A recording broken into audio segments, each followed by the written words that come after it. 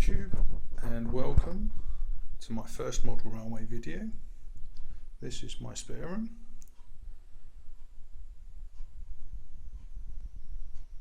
As you can see, it's not much of a spare room anymore.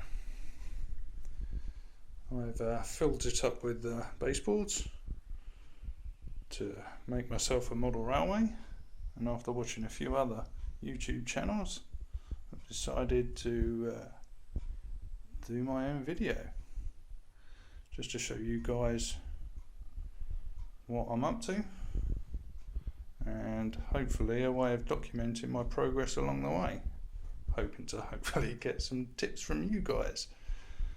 As you can see, it's very much in the early stages. I do have the baseboards down, I have made a viaduct and plenty of Metcalfe buildings, as you can see. I have an awesome prized possession. That's a 7'2" sign from the Sir Nigel Gresley. I'd like to say it's a real one, but it is actually made of wood. Being one of my favourite locos, it's one I haven't actually got a model of yet. I'm very limited in the stock that I have got. I have got a few engines, all different eras. I've got a Bachmann Class 08, which is my only weathered loco. I have a Class 47 from when I was very young. Some more recent acquisitions, a couple of presents that I've received. These railroad models, one Deltic, one Evening Star 9F, and probably my favourite recent present of all, my Weetabix van. I had one of these when I was very young on a very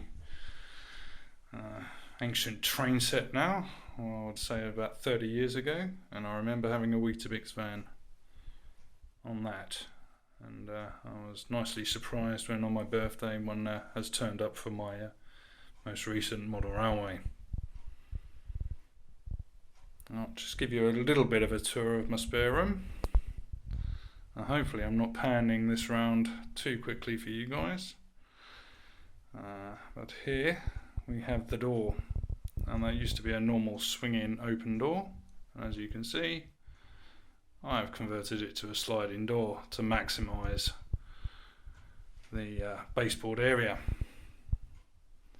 It's quite a simple kit that I got, and apart from having to put that plinth up, was relatively simple to do.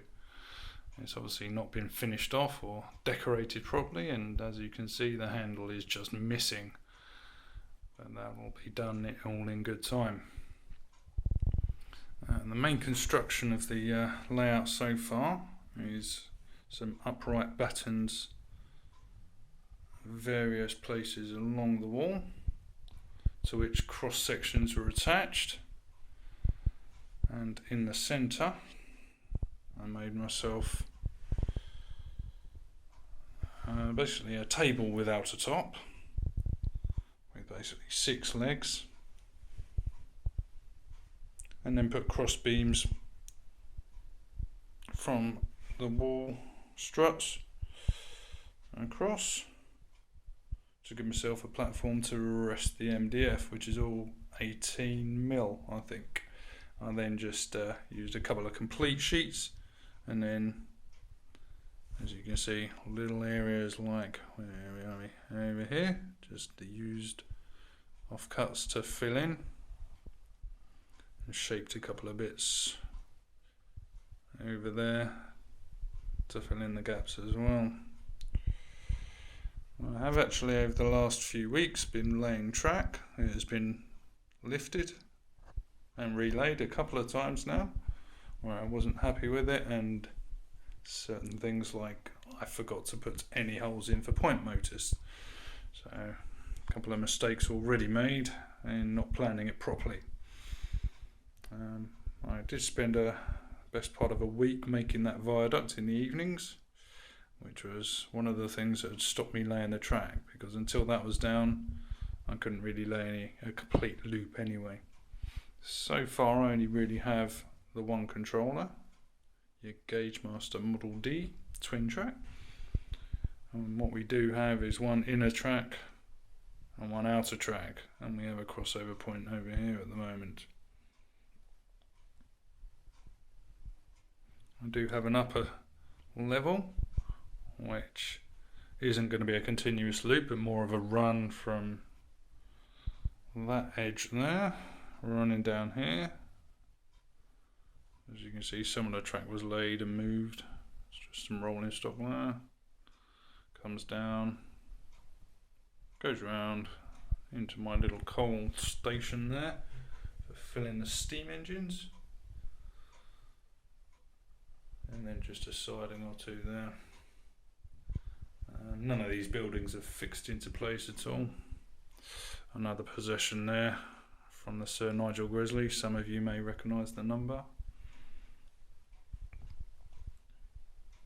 As you can see, I do like building my Metcalf kits. However, what I want to get into more is doing some more scratch building stuff with the plastic hard and paints. You can more or less make something a bit more bespoke, or at least modify an off-the-shelf kit, so it's a bit more individual. I'm planning on having the station here and the town area on a raised bit above this bit here, so a higher level, and then sort of the train tracks going underneath what will be sort of girder bridges, which will look very similar to a bridge in the local area, which I'd like to get very close to in appearance.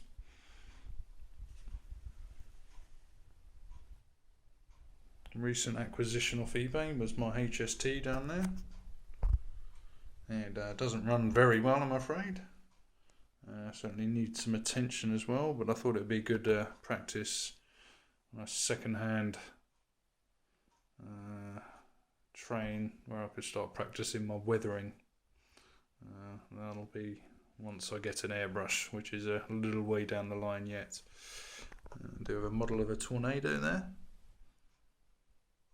with 3 carriages. The reason I went for the Tornado is I've actually been on its footplate a couple of times, and obviously once you've been on a footplate you do get a bit of a soft spot for engines. I'm going to try not to stick too prototypically to any particular era. I'd like to run all sorts of trains, all sorts of locos and all sorts of liveries.